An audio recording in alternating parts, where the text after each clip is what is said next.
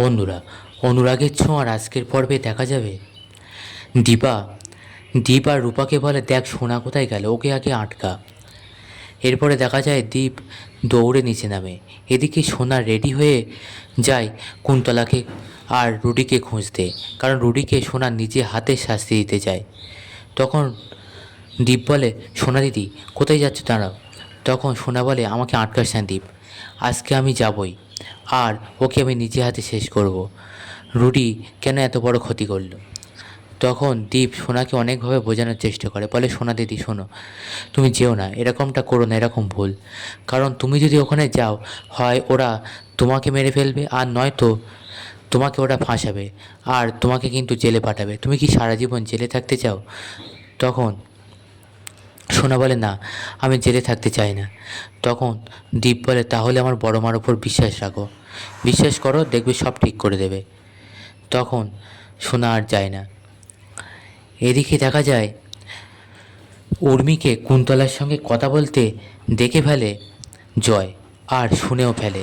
তারপরে জয় আসার বলে, কার সঙ্গে কথা বলছো? তখন উর্মি হঠাৎ ফোনটা কান থেকে নিচে নামায়, কিন্তু ফোনটা অন থাকে।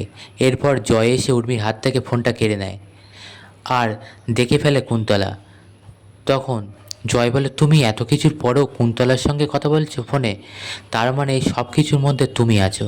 আমার ভাবতেও খারাপ লাগছে, আমি আর তোমার সঙ্গে সংসার করব না, ডিভোর্স দেবো। তখন উর্মির মা সেখানে থাকে আর বলে, তোমার রাগ হয়েছে, তুমি দুটো কথা শুনিয়ে দিতে পারো, তাই বলে এসব কেন বলছো? আর উর্মি কী এমন করেছে তুমি এমন ভাব করছো যেন মনে হচ্ছে অন্য কোনো ছেলের সঙ্গে যেমনটা তুমি করেছো অন্য মেয়ের সাথে থাকার, বললাম না। তখন জয় আর কোনো উত্তর দিতে পারে না, ওখান থেকে চলে যায়। এদিকে দেখা যায় দীপা সূর্যর ঘরে শুয়ে থাকে, অর্থাৎ রেস্ট নেয়। কিন্তু সূর্য না দেখেই না খেয়াল করেই ঘরে ঢুকে পড়ে আর নিজে চেঞ্জ করে, জামা কাপড় পরতে থাকে। তারপরে রেডি হয়ে দেখে যে দীপা বিছানায় শুয়ে আছে। তখন সূর্য বলে, ম্যাম, দীপা ম্যাম, আপনি এখানে শুয়ে শুয়ে আমি চেঞ্জ করছিলাম, আপনি দেখছিলেন? ছি ছি, এইসব কী করলেন আপনি?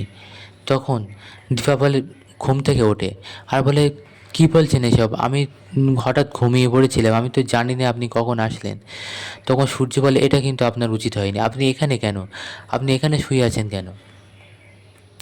তখন বাইরে থেকে রূপা দেখে আর রূপা ভাবে যে বাবার বোধহয় আস্তে আস্তে সব কিছু মনে পড়ছে। তখন সূর্য বলে, ম্যাম, এটা কিন্তু আপনার একদম উচিত হয়নি, এটা লোকে দেখলে কি বলবে, আপনি এখানে কেন ছিলেন? তখন দীপা বারবার বলার চেষ্টা করে, না, আমি কিছু দেখিনি, আমি জানি না, ঘুমিয়ে পড়েছিলাম। তখন সূর্য বারবার বলে, আপনি এ ঘরে কেন থাকবেন?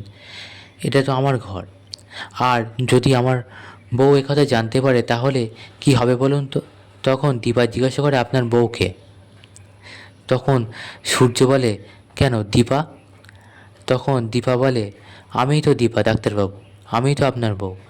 তখন সূর্য অবাক হয়ে যায়, বলে, না না দীপা ম্যাম, এসব আপনি কি বলছেন? আপনি আমার বউ হতে পারেন না। হয়তো আপনাদের দুজনের নাম এক, দীপা, কিন্তু আমার দীপা আলাদা। সে স্নিগ্ধ, নরম সরম, সে শাড়ি পরতো না, সে চুড়িদার পরতো, বিনুনি করতো, মানে আগের কথাগুলো বলতে থাকে সূর্য। আসলে পরের স্মৃতিগুলো মনে নেই। দীপা বুঝতে পারে সব। এদিকে উর্মি আড়াল থেকে শোনে আর মনে মনে বলে, এবারে দুই দীপা যদি এক হয়ে যায় তাহলেই তো সর্বনাশ, সব কিছু তো আবার আগের মতন হয়ে যাবে। না, এটা হতে দেওয়া যাবে না। এরপর উর্মি ওখান থেকে চলে যায়। তারপরে দীপা সূর্যের মধ্যে কথাবার্তা হতে থাকে। তখন দীপা বলে, ডাক্তারবাবু, আমি অনেক পাল্টে গেছি, আমি আর আগের মতন নেই, আমি সেই আপনার দীপা। তখন সূর্য তবুও মানতে চায় না, বলে, না ম্যাম, আপনি আমার দীপা নন। এরপর সূর্য বলে, ম্যাম, আমার ঘুম পাচ্ছে, আপনি যান, আমি একটু শুই নেই। এরপর দীপা আবার বিছনায় বসতে যায়। তখন সূর্য বলে, ম্যাম, আপনি এখান থেকে যান, এটা আমার ঘর। এরপর সূর্য ঘুমিয়ে পড়ে। তারপর দেখা যায় দীপাও পাশে শুয়ে পড়ে এবং ঘুমিয়ে পড়ে।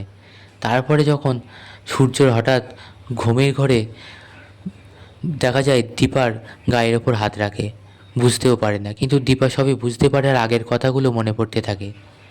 তারপর দেখা যায় হঠাৎ যখন সূর্যের ঘুম ভাঙে তখন দেখে দীপা পাশে। বলে, এ কি ম্যাম, আপনি আমার পাশে কি করছেন? আপনি যান এখান থেকে। এরপর দেখা যায় যে উর্মি ঘরে আসে দুধ নিয়ে, মিল্কশেক নিয়ে। বলে, দাদাই এ নিন আপনার প্রোটিন শেক। তখন দীপা বলে, না ওটা খাবেন না ডাক্তারবাবু, ওর মধ্যে নিশ্চয়ই কিছু মেশানো আছে, ওতে ওষুধ মেশানো আছে। তখন সূর্য বলে, এ কী বলছেন, আপনার কি মাথা ব্যথা খারাপ হয়ে গেছে? আমি আর ওষুধ খাইনি। তখন দীপা বলে, আপনি যদি ওষুধ নাই খেতেন তাহলে আপনি আবার আগের মতন হয়ে যেতেন, ও নিশ্চয়ই ওষুধটা অন্য কোনোভাবে আপনাকে খাওয়াচ্ছে। তখন সূর্য কোনোভাবে বিশ্বাস করতে চায় না। এরপর দীপা হাত থেকে দুধের গ্লাসটা কেড়ে নেয় আর নিজে অর্ধেকটা খায়। তখন সূর্য বলে, কী করছেন আপনি, আমার জন্যে আনা মিল্কশেক আপনি খেয়ে নিলেন। এরপর দীপাকে ওখান থেকে চলে যেতে বলে ঘর থেকে।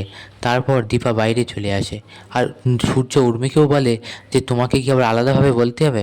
এবার উর্মিও চলে আসে। তখন দীপা মনে মনে ভাবে, এবার আমার ব্লাড টেস্ট করালেই ধরা পড়ে যাবে এতে কিছু মেশানো আছে কিনা। বন্ধুরা, পরবর্তী এপিসোডটা আরও আকর্ষণীয় হতে চলেছে, তাই পরবর্তী ডিটেলস পেতে অবশ্যই আমাদের সঙ্গে থাকুন আর চ্যানেলটিকে সাবস্ক্রাইব করুন।